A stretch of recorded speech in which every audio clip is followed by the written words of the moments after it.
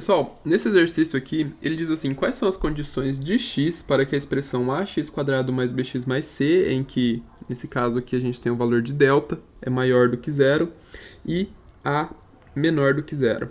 Se a gente tem delta maior do que zero, o que isso aqui diz pra gente? Diz que a gente tem um x1 diferente de um x2, a gente tem duas raízes reais nessa nossa função, tá? Delta maior do que zero. E a menor do que zero, o que isso significa? Significa que a gente tem uma concavidade voltada para baixo. Sendo concavidade voltada para baixo, como que vai ficar o gráfico dessa função? Eu vou fazer um gráfico genérico, tá? Você pode desenhar essa sua parábola assim, aí você pode desenhar a sua parábola assim, pode desenhar a parábola assim, tá? Não faz diferença. Vou colocar a parábola aqui. Então, o que a gente tem? Não, vou colocar ela só aqui, no eixo x, vai ficar mais fácil de visualizar. Olha, a gente vai ter duas raízes reais, certo? Aqui a gente vai ter o x1 e aqui a gente tem o nosso x2. Ele está pedindo quais as condições para x para que a expressão seja estritamente positiva. Vamos analisar isso daqui? Quando que a nossa f de x ela é menor do que zero? Olha, aqui a gente tem os valores de y, aqui a gente tem os valores de x e y, ok? A nossa f de x ela é menor do que zero para valores maiores do que x2, e aqui a gente tem x1, e f de x é menor do que zero para valores menores do que x1. E a nossa f de x ela é maior do que zero para valores entre x1 e x2. Ou seja, para todos os valores de x que estão aqui entre x1 e x2, ela assume valores positivos aqui no eixo y, ok? E para todos os valores que são menores do que x1, ela assume valores negativos no eixo y, e para todos os valores que são maiores do que x2, ó, estão à direita de x2, ela assume valores negativos também no eixo y. Então, a condição de x aqui é que ele seja menor do que x1, ok?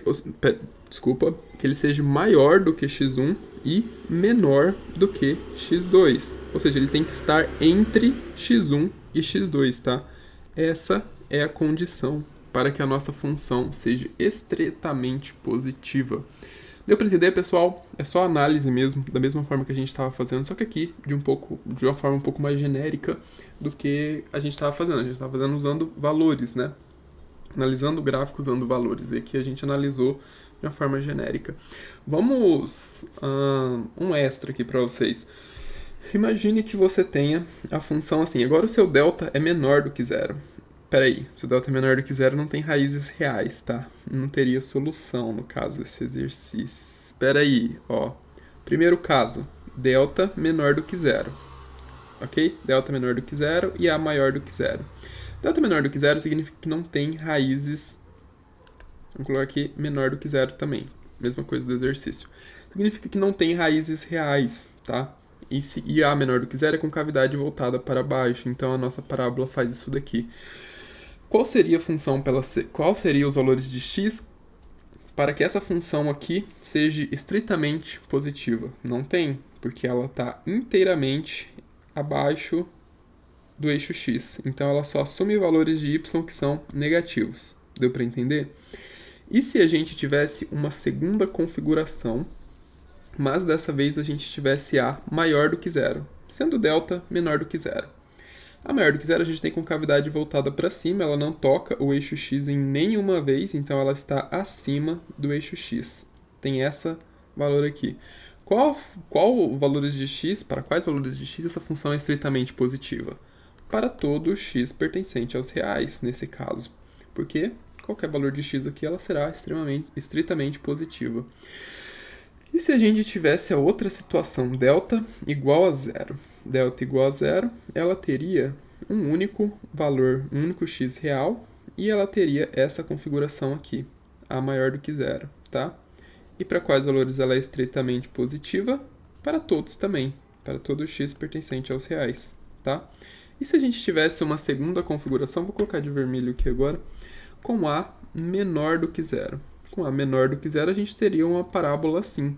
E quando que ela seria estritamente positiva? Nunca, tá? A gente teria um ponto em que ela seria zero, e todos os pontos aqui de x, ela assume valores negativos, ok? E vocês podem ir brincando com isso. O que muda é o valor de delta, delta maior do que zero, menor do que zero, igual a zero, e A positivo ou negativo, que muda a concavidade da parábola. E é só isso mesmo, pessoal. Aí vocês treinem bastante, qualquer coisa assistam de novo e treinem, e treinem, e treinem, e fica mais fácil de visualizar com o tempo. Mas se você tiver feito os exercícios na sequência, esse exercício foi tranquilo, ok? A gente se vê no próximo. Fiquem com Deus e até mais.